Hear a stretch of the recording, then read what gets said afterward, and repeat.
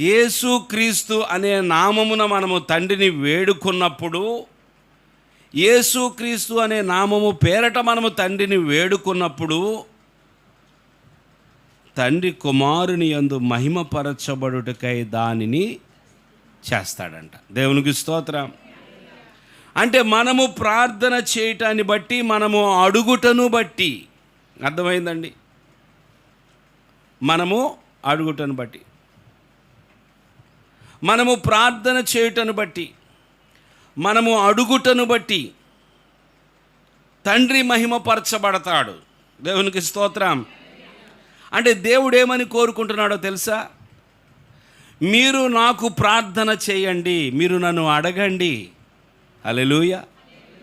మీరు నన్ను అడగండి, ఎందుకంటే మీరు అడుగుటను బట్టి నాకు మహిమ వస్తుంది.